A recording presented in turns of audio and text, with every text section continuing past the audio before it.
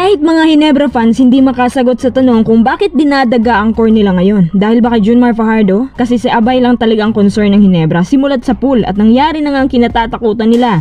May pag-asa pa bang Hinebra? Dahil dyan, naalarma na ho pati si Justin Brownlee sa Hinebra kasi hindi naman daw itong tunay na Hinebra na nakikita niya. Ano kayang pwedeng maitulong ni JB sa Hinebra ngayon?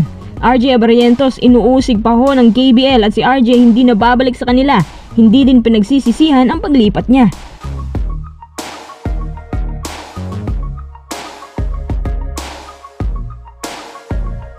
Bago tayo magpatuloy, kung nais mong suportahan ang aking channel, just click subscribe and share.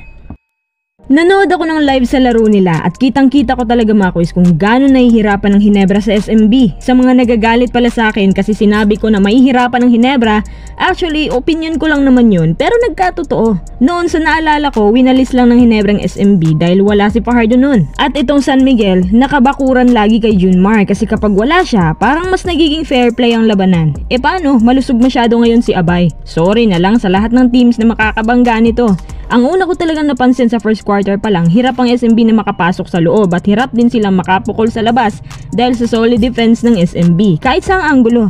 Kaya kung napapansin nyo, panay pasa kahit mga shooters ng Hinebra. Di kitan talagang depensa ng SMB. Pangalawa, inalat sa shooting ang Hinebra. Parang si Jamie Malonzo lang ang tanging nakakagawa ng malaking punto sa first half. Dinadaga din si Sistan sa poste. Hindi talaga niya kaya makipagbanggaan sa ilalim kahit si Tautua lang ang bantay.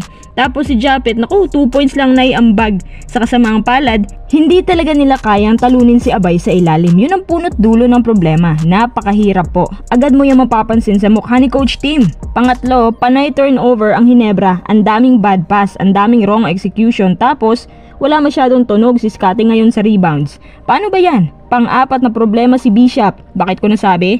Kasi base sa napanood ko, halos lahat ng puntos ni Bishop ngayon, easy baskets. Pang-limang problema, maalat din ang kanilang free throw. Paano kaya nila malalampasan to? May pag-asa pa ba? Sa palagay ko, hindi talaga magawa ng paraan ni Coach Tim ang dominance ng SMB ngayon. Partida, wala pa nga si Romy yun yan.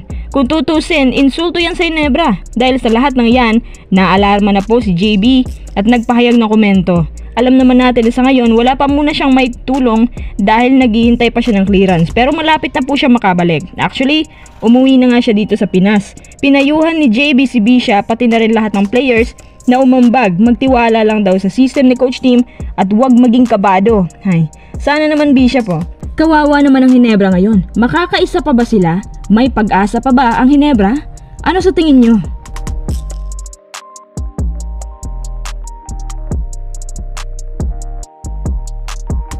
RJ Abarrientos, inuusig pala ng KBL. Abay, bakit naman? Ayon kay RJ, hindi daw siya nagsisi na umalis siya sa KBL. Malaki-laki ang issue niya doon. Hindi ko nga alam kung paano niya nagsimula pero mukhang binaboy siya doon at niliitan na kanyang sahod.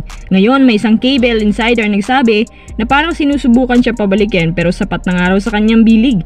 Hindi naman daw siya lumipat para lang sa sweldo. Pero in fairness, may nakapagsabi sa amin na mas malaki raw magpasahod ang bilig kaysa KBL.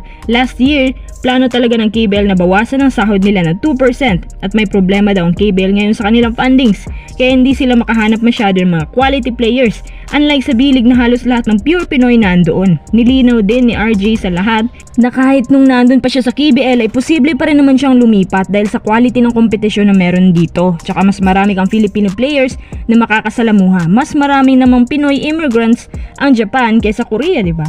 Si RJ po ay nagka-coverage ng 15 to 18 PPG at grabe sa assist yan. Nagustuhan ko kay RJ marunong bumasa ng play at kayang bumasag ng depensa. Marunong din gumawa ng play. Lagyan mo lang yan ng perfect screens kahit may kaliitan si RJ pero kaya pa rin niya maging dominant. Tandaan na former rookie of the year yan sa KBL. Base sa highlights niya, ibang klase ang speed ni RJ at napaka-shooter. Basta't may konting espasyo, titira yan kahit malayo. At kahit naiibit minsan, paano pa kaya pag nabiyayaan niya ng 6'7" height? Kitang-kita namin yung roots ng mga Abarrientos. Siguro itong team ni RJ sa KBL nasasayangan sa pagkawala niya. Plano pa nga sigurong pabalikin. At mukhang nagsisisi talaga sila sa ginawa nila kay RJ. Sabi niya mas masaya pa rin sa Japan B-League.